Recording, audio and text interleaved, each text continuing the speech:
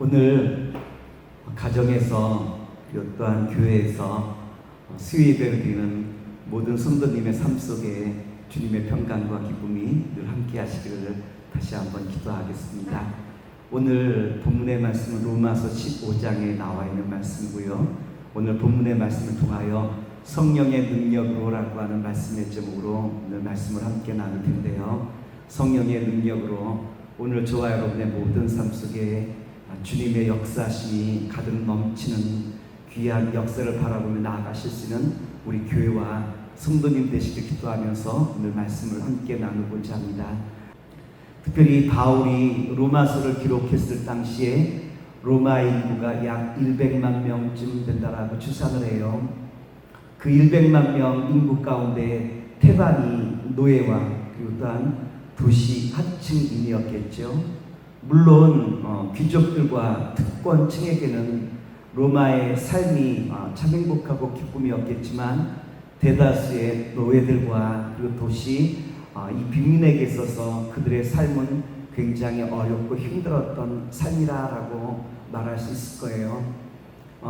이와 같은 상황 속에서 많은 그리스도인들, 대부분의 그리스도인들은 아마 노예로서 혹은 도시 하층민으로서 어렵게 살아가던 사람들 텐데 오늘 바울 사도는 어렵게 살아가던 그리스도인들에게 뭐라고 그들을 부르고 있느냐면 내 형제라라고 이와 같이 부르고 있다라고 하는 거예요. 로마서 15장 14절의 말씀을 제가 한번 봉독해 드릴게요. 내 형제들아 너희가 스스로 선함이 가득하고 모든 지식이 차서 능히 서로 권하는 자임을 나도 확신하노라. 오늘 14절의 말씀 보면 바울이 정말 어렵게 살아가던 로마 시민들 향하여 내 형제라라고 이와 같이 그들을 위로하고 있죠. 다시 말해서 이 그리스도인들 향하여 바울은 뭐라고 표현하고 있냐면 내가 너희들이 이미 잘 알 것을 정말 알고 있지만 결국 바울 사도의 그리스도인들 향한 어떤 것을 쓴다면 그들을 배려하고 그들을 위로하는 바울의 그 마음을 우리가 읽어볼 수 있을 것 같아요. 바울이 이와 같이 어렵게 살아가던 그리스도인들을 배려하고 위로하시면서 무엇이라고 말씀을 주시고 있느냐면 그 다음 15절의 말씀을 보면 이와 같이 그들에게 말씀을 전하고 있는데요. 제가 한번 말씀을 봉독할게요. 그러나 내가 너희로 다시 생각나게 하려고 하나님께서 내게 주신 은혜로 말미암아 더욱 담대히 대략 너희에게 썼노니. 바울이 결국 어떠한 것을 쓰고 있느냐로 말하면 자신이 정말 어떻게 하나님의 종이 되었는지, 내가 어떻게 이방인의 사도가 되었는지 대략적으로 이미 로마에 있던 많은 그리스도인들이 알고 있지만 바울이 뭐라고 말씀하시고 있냐면 대략 나의 이야기를 여러분에게 쓰기를 원합니다 라고 말씀하시며 그 이유는 뭐냐면 내가 너희로 다시 생각나게 하려고, 다시 말해서 무엇이 생각나게 하려고 하였냐면 믿음을, 그리고 또한 그리스도인으로서의 삶이 무엇인가 라고 하는 것을 다시 한번 일깨워주고 알게 하시게 하여 바울 사도가 이와 같이 글을 쓰고 있다라고 하는 것을 우리에게 보여주시고 있다라고 하는 거예요. 특별히 바울 사도가 이 로마에 이 편지를 쓴 이유가 무엇입니까? 로마에 이 편지를 쓴 이유는 뭐냐면 아까 말씀드린 것처럼 바울이 지금 초대교회 안에서 의심받고 있는 것이 뭐냐면 바울이 사도인가 아닌가라고 하는 것이 초대교회 안에서 의심받고 있었던 것 아니겠습니까? 바울은 내가 사도로서 정말 그 직임을 감당하는 바로 이와 같은 사람들의 의심에 대하여 뭐라고 말씀하시고 있냐면 오늘 16절의 말씀 보면 이와 같이 다시 한번 로마에 있는 이 초대 기독교인들에게 설명해 주고 있는데요. 16절 말씀을 제가 한번 봉독해 드릴게요. 이 은혜는 곧 나로 이방인을 위하여 그리스도 예수의 일꾼이 되어 하나님의 복음에 제사장 직분을 갖게 하사 이방인을 제물로 드리는 것이 성령 안에서 거룩하게 되어 받으실 만하게 하려 하심이라. 아멘. 이 보면 바울이 뭐라고 말씀하시고 있냐면, 내가 주님의 사도가 된 것은 주님의 전적인 은혜입니다 라고 이와 같이 말하고, 그리고 또한 자기를 가리켜 뭐라고 표현하고 있냐면 예수 그리스도의 일꾼이라 라고 말하죠. 예수 그리스도의 일꾼. 또한 뭐라고 표현하고 있냐면 복음의 제사장 직분이라 라고 말했어요. 복음의 이 사명을 감당하는 바로 이와 같은 제사장이다 라고 말하고 있죠. 그리고 제사장이라고 하는 것은 결국 어떠한 것이냐면 주님 앞에 예배드리는 자인데 예물로 예배드리죠.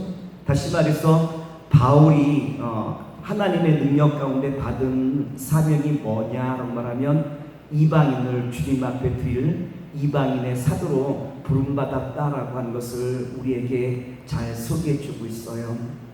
다시 말하면 바울은 어떠한 사람이었냐면 하나님의 은혜 가운데 예수님의 제자로서, 예수님의 이제는 사도로서 이방인을 주님께로 올려드릴 바로 이와 같은 제사장의 이 사명을 받은 사람이 누구냐 말하면 바울이라고 하는 사람 아니겠습니까? 근데 바울이 이 사명을 감당하기 위해서는 얼마나 많은 어려움을 겪습니까? 우리가 잘 알고 있는 것처럼 바울이 이방인의 사도로서의 사명을 감당하기 위하여 저가 받은 고난과 고통, 그리고 또한 눈물은 이루 말할 필요가 없겠죠. 감옥에 갇히기도 하고 죽을 고비를 넘기기도 하고 때로는 정말 어려움의 한가운데서 울부짖었던 때도 얼마나 많이 있습니까? 그럼에도 불구하고 바울은 뭐라고 말하고 있냐면 이와 같은 많은 어려움이 있었지만 이 어려움을 바울은 어떻게 감당하고 있느냐고 말하면 데살로니가 후서에 보면 3장 13절에 이와 같이 말하고 있는데요. 형제들아 너희는 선을 행하다가 낙심하지 말라라고 정말 말씀하고 있는 바울 사도를 볼 수 있죠. 선을 행하다가 낙심하지 마십시오. 어려운 일이 있달지라도 믿음으로 정말 그 모든 것을 통과하시길 원합니다 라고 말하며 자신도 어떠합니까? 이방인의 사도로서 정말 주님의 그 사명을 감당하기 위하여 그가 건너가야 했던 많은 어려움들이 있었지만 그 어려움들을 바울 사도는 어떠하냐고 말하면 저가 정말 낙심하지 아니하고 선을 행한 것처럼 오히려 하나님의 그 능력 가운데 그 모든 일을 감당할 수 있었다라고 바울 사도가 고백하고 있죠. 미국에 웰치라라고 한 사람이 있었대요. 이 웰치라라고 한 사람은 선교사가 되기 위하여 오랫동안 준비하였는데 그만 이 아프리카 선교사로 나아가기 위하여 모든 것을 다 준비하고 떠나가려고 하는 바로 그 시점에 아내가 이 아프리카에서 살 수 없는 체질이어서 그가 아프리카 선교사로 가지 못하고 다시 돌아오는 바로 이와 같은 어려운 일을 경험했다고 합니다. 웰치라라고 한 이분은 비록 나는 선교사로 나아갈 수 없지만 주님께서 허락하신다라고 한다면 나는 돈을 많이 벌어서 선교하고 있는 사람들 위하여 그들 위하여 내가 적극적으로 선교비를 지원하겠습니다라고 그와 같이 마음먹게 되어지고 이분이 포도 이 주스를 만들게 되어서 이 정성껏 이 포도 주스를 만들어서 이 회사가 성장하게 되어지고 그가 돈을 벌려고 처음 계획했던 그 목적과도 같이 많은 선교사를 도와주었던 바로 이와 같은 분이 웰치라라고 하는 분인데 우리나라에도 소개되고 있죠. 웰치라라고 하는 이 주스 회사, 이 회사가 바로 이와 같이 선교사를 꿈꾸었던 이 사람을 통하여 많은 선교사를 도울 수 있었던 바로 이와 같은 원동력이 되었다라고 하는 거예요. 바울은 이방인 사도로서 정말 복음을 전하기 위하여 수많은 어려움이 있었지만 그럼에도 불구하고 그가 깨달은 것이 있었다면 무엇이냐로 말하면 그 모든 어려움 속에 하나님의 능력과 성령의 능력이 함께했음을 바울 사도는 깨달았던 것 아니겠습니까? 그래서 성경에 보면 이와 같은 말씀인데 우리 한번 말씀을 한번 볼게요. 로마서 15장 19절의 말씀입니다. 표적과 기사의 능력으로 성령의 능력으로 이루어졌으며 그리하여 내가 예루살렘으로부터 두루 행하여 일루리곤까지 그리스도의 복음을 편만하게 전하였노라. 아멘. 바울 사도는 수많은 어려움이 있었지만 그 어려움을 통하여 그는 무엇을 느낄 수 있었느냐로 말하면 하나님의 선하심과 하나님의 그 역사를 그는 잘 알고 있었지 않습니까? 특별히 로마서 15장 22절에 보면 바울 사도가 이 로마에 가기를 원했지만 끊임없이 많이 막혀서 로마에 방문할 수 없었던 자신의 상황을 우리에게 이야기해줘요.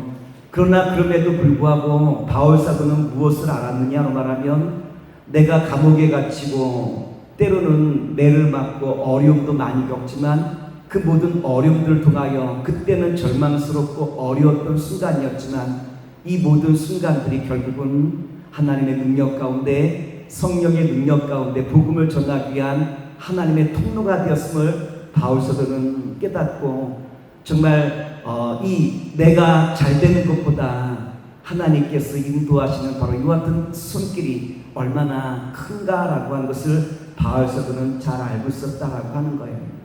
그래서 바울 사도는 언제든지 그가 어려움 속에서도 고난 속에서도 그 어려움을 정말 이 절망의 기로 삼는 것이 아니라 오히려 정말 주님 앞에 감사드릴 수 있는 이와 같은 기회로 삼을 수 있었던 것은 그가 무엇을 알고 있었느냐면 성령의 능력과 하나님의 능력을 저가 그 마음속에 알고 있었던 것 아니겠습니까?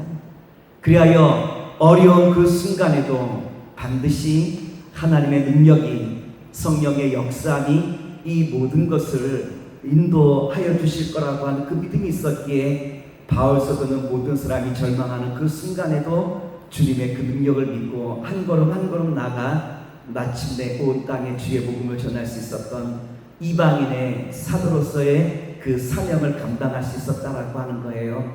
오늘 말씀을 정리하도록 하겠습니다. 어떤 쓴다면 오늘 우리가 살아가는 이 시대는 정말 어렵고 힘든 시대라고 말할 수 있을 거예요. 코로나 바이러스로 말미암아 모든 사람들이 낙심하고 절망하고 있던 이때에 바울 사도는 어떠한 모습을 가지고 그 어려움을 이겼느냐로 말하면 반드시 주님의 능력이 성령님의 그 역사심이 이 모든 어려움을 뚫고 마침내 정말 온 땅의 복음을 증거할 수 있었던 바로 이와 같은 역사가 나타났던 것처럼 오늘 이와 같은 능력, 하나님의 능력과 성령의 정말 그 역사심을 믿는 믿음의 성도를 통하여 반드시 온 땅에 주님의 역사가 흘러가게 되었음을 다시 한번 바라보면서 오늘 서당중앙교회와 그리고 또한 믿음의 성도 여러분, 주님께서 반드시 주님의 역사를 이루어 나가실 거라고 하는 그 믿음으로 늘 승리하는 주의 자녀와 백성 되시기를 다시 한번 기도하겠습니다. 기도합니다. 사랑의 주님, 오늘도 주신 말씀으로 의지하여 주 앞에 나왔사오니 사랑하는 믿음의 성도들 낙심하고 그리고 또한 염려할 것이 많은 이때 주님의 능력과 성령의 역사심을 날마다 그 마음에 간직하며 이 믿음으로 늘 승리하는 주의 자녀와 백성 되게 하여 주시옵소서. 주 크신 능력으로 주께서 인도하심을 믿사옵고 우리 구주 예수님 이름으로 감사함이 듭나이다. 아멘.